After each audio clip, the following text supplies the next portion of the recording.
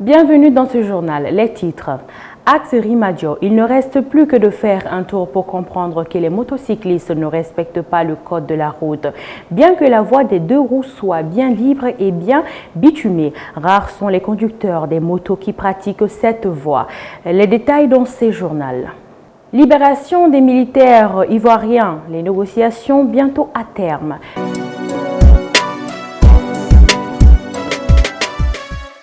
Mesdames et messieurs, bonsoir à tous et bienvenue dans ce journal du 11 octobre 2022. Je l'avais annoncé dans les titres.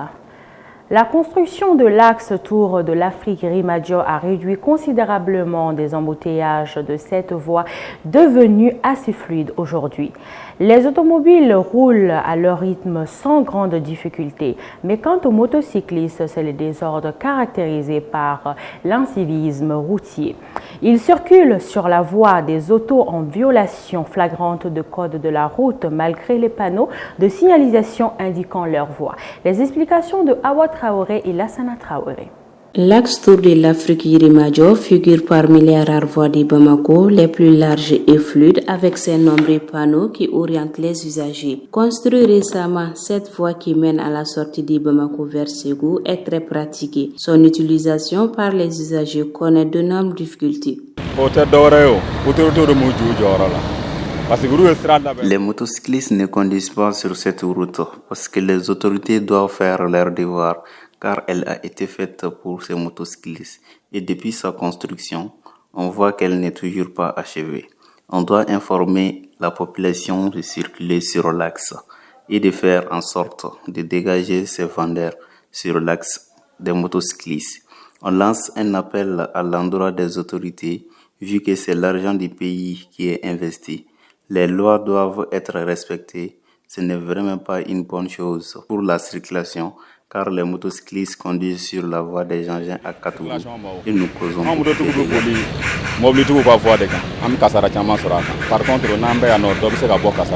Outre ces problèmes soulevés, certains riverains affirment le non-respect du code routier par les usagers, plus particulièrement les motocyclistes. C'est là malgré la présence des autorités routières sur cet axe. L'état des routes est aménagé par les vendeuses et les vendeurs. Sinon, nous voulons tous conduire sur cette route pour éviter les accidents. Mais l'axe est petit et les engins sont nombreux. S'ils améliorent l'état de ces routes, ça sera une bonne chose.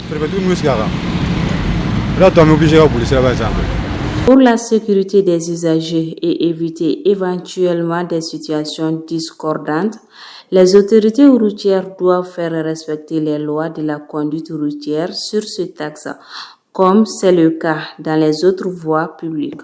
En général, la période hivernale ne connaît pas assez de délestage au Mali. Exception faite cette année, depuis un certain temps, la ville de Bamako connaît des coupures d'électricité intempestives qui font des bourdonnements. À Sirakoro, où il y a 2 centres électriques de l'énergie du Mali, n'est pas épargné des délestages. Le ras-le-bol de la population avec Nafissa Touberté et Pascal Dramé. À Sirakoro, quartier général de 2 centrales électriques de l'énergie du Mali, les coupures d'électricité n'épargnent personne. Soudeurs, menuisiers ou tout autre consommateur d'électricité, nuls ne sont à l'abri. Ils déplorent la persistance des interruptions de la fourniture d'électricité dans leur quartier et demandent que des explications leur soient données par qui de droit. Ces temps-ci, ce délestage devient un problème. Mais le plus gros problème est que nous n'arrivons pas à connaître les causes. Sinon, vraiment, cette coupure nous cause des désagréments dans notre travail. De Sirakoro jusqu'à Tétébougou et bien d'autres quartiers encore. Nous voulons juste qu'ils nous expliquent les causes pour que nous puissions comprendre. Hormis les perturbations sur les services de certains travailleurs et artisans, ces délestages provoquent parfois des dommages matériels qui sont décriés par la population.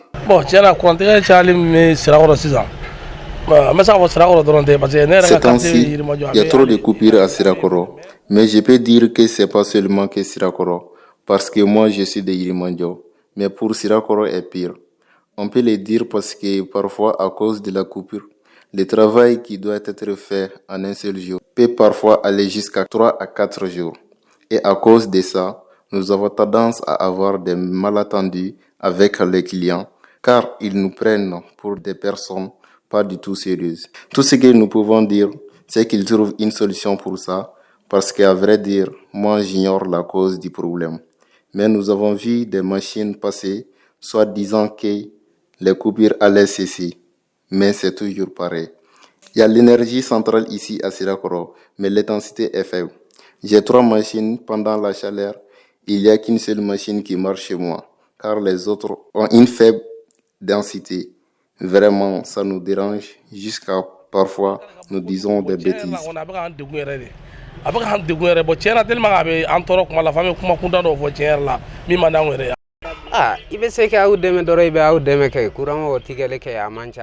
S'ils peuvent nous aider, qu'ils le fassent, car parfois le courant peut être coupé de 21h à 23h ou même des fois à 6h du matin. Cela ne nous arrange pas du tout, car pour un boutiquier, il faut impérativement du courant parce que nous vendons du lait, du déguet. Parfois, certains produits ne peuvent pas faire 2 minutes sans être au frais. Pour éviter de payer les frais de la frustration des populations concernées, les responsables de l'énergie du Mali doivent rapidement trouver des solutions à ces délestages qui perdurent. Après leur atterrissage, 49 militaires ivoiriens ont été arrêtés le 10 juillet par les autorités maliennes, puis mis en détention en tant que mercenaires. Ainsi, plusieurs négociations ont été entreprises pour leur libération sans succès. Mais aux dernières nouvelles, les autorités maliennes et ivoiriennes semblent trouver un accord sur la libération des 46 mercenaires restants. Seulement, où seront-ils remis au moment de leur libération? Serait la seule question qui divise. Commentaire Nafissatou Berté. Arrêté le 10 juillet, cela fait 3 mois que 49 militaires ivoiriens qualifiés comme des mercenaires par les autorités maliennes sont détenus au Mali. Suite à des négociations qui patinaient partout, 3 femmes d'entre eux ont déjà été libérées par le président de la transition, Assimi Goïta. Globalement, ils sont inculpés par la justice malienne pour, je cite, atteinte à la sûreté extérieure de l'État. D'intenses échanges diplomatiques ont été menés jusque-là afin de trouver une issue à ce différend. Il nous revient que Bamako et Abidjan seraient parvenus à un accord pour la libération des 46 autres soldats. Mais le lieu où ces soldats seront remis aux autorités ivoiriennes cause toujours problème, car le président Alassane Ouattara souhaite que la capitale togolaise soit retenue pour la libération de ses militaires, comme cela a été avec le cas des 3 soldats libérés auparavant à titre humanitaire. Par contre, le colonel Assimi Goïta insiste pour que la libération se fasse sur le territoire malien. Selon nos sources, c'est là le point de blocage entre les autorités maliennes et ivoiriennes sur la libération des militaires. Mesdames et messieurs, la page internationale. Au Tchad, investi comme président de la transition, Mahamat Idriss Déby Itno a annoncé la formation rapide d'un gouvernement d'union nationale. Il avait été propulsé au pouvoir après le décès de son père le 20 avril 2021. Alors président de la République à l'époque, après près de 7 mois aux affaires de l'État, Mahamat Idriss Déby Itno est de nouveau investi ce lundi 10 octobre, président de la transition tchadienne. Lors de la cérémonie officielle de son investiture, il a annoncé la formation prochaine d'un gouvernement d'union nationale. Selon les recommandations du dialogue national inclusif et souverain, qui s'était ouvert le 20 août avant de s'achever samedi 8 octobre à Djamena, Mahamat Idriss Déby Itno va diriger le pays pendant 2 ans et le conduire à la fin de la transition vers des élections, je cite, libres et démocratiques. Les mêmes recommandations du DNIS ont aussi entériné la possibilité pour Mahamat Idriss Déby Itno de s'y présenter aux futures élections présidentielles. Je cite, « Le prochain gouvernement s'emploiera corps et âme pour que la volonté du peuple tchadien ne souffre d'aucune entorse », a déclaré Mahamat Idriss Déby Itno, ajoutant que, je cite, « Des élections seront organisées dans la transparence et la sérénité pour permettre aux Tchadiennes et Tchadiens de mettre un terme à la transition et assurer le retour à l'ordre constitutionnel. » En Guinée, jusqu'à ce 1er octobre où le président de la Confédération africaine de football a bouclé une visite de plusieurs semaines, la Guinée était considérée comme l'heureux pays organisateur de la CAN 2025. Mais Patrice Motsepe, le patron de la CAF, au terme de sa visite à Conakry, a fini par trancher la question. Selon Motsepe, sa visite d'inspection dans les travaux sur les infrastructures sportives du pays lui a permis de comprendre que la Guinée ne pourra pas organiser la CAN 2025. En effet, le patron de la CAF a annoncé son retrait à la Guinée, cela malgré les assurances données par le président de la transition guinéenne Mamadi Doumbouya. Le chef d'État avait bien tenté de rassurer la CAF, faisant de l'organisation de la compétition et du respect de son calendrier, je cite, une priorité nationale. Après ce retrait de la CAN 2025 à la Guinée, la question fondamentale est de savoir quel pays pour l'organiser. Plusieurs pays sont cités pour remplacer la Guinée et accueillir la CAN 2025, mais tous n'ont pas les infrastructures nécessaires. En Ukraine, Vladimir Poutine confirme des frappes massives et promet des répliques sévères en cas d'attaque ukrainienne. Lors de ces bombardements, au moins 83 missiles ont été tirés par Moscou, faisant 11 morts et 83 blessés selon un bilan provisoire de la police ukrainienne. Plusieurs autres infrastructures énergétiques ont été détruites par ces frappes qui ont ciblé ce lundi Kiev et 3 autres grandes villes ukrainiennes. Pour Dmitry Medvedev, le deuxième patron du Conseil de sécurité de la Russie, ces frappes massives ne sont qu'un premier épisode car il y en aura d'autres.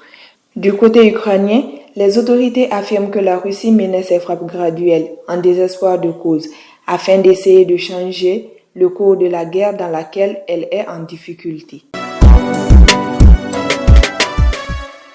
Maintenant, place à la page « Connais-tu ton pays ?» Et toi, connais-tu le Ghana? Aujourd'hui, nous allons vous parler du Ghana. Le Ghana est un pays d'Afrique occidentale situé au bord du golfe de Guinée. Les pays limitrophes du Ghana sont la Côte d'Ivoire à l'ouest, le Burkina Faso au nord et le Togo à l'est. Sa capitale est la ville d'Accra et ses habitants sont les Ghanéens. Sa devise est liberté et justice. Sa superficie est de 238 540 km². Le pays est indépendant depuis le 6 mars 1957. Sa population totale est de 32 340 248 habitants en 2022. Sa densité est 136 habitants par kilomètre carré. L'indicatif téléphonique est plus 233. La langue officielle est l'anglais et la monnaie est le cedi. Le Ghana est membre associé de l'Organisation internationale de la francophonie depuis 2006 et accorde une place toujours plus importante aux Français. Le drapeau du Ghana est le drapeau national et le pavillon d'État de la République du Ghana. C'est le drapeau officiel du Ghana depuis le 6 juin 1957, dont l'usage a été remplacé par celui de variante de 1958 à 1962 et de 1964 à 1966. Ces éléments sont tricolores horizontales à bande rouge, jaune et vert, avec une étoile noire à son centre. Mesdames et messieurs, c'était tout pour ce journal. Merci de l'avoir suivi. Passez une agréable soirée en compagnie de Tazudeh TV. Tazudeh TV, c'est la télé autrement.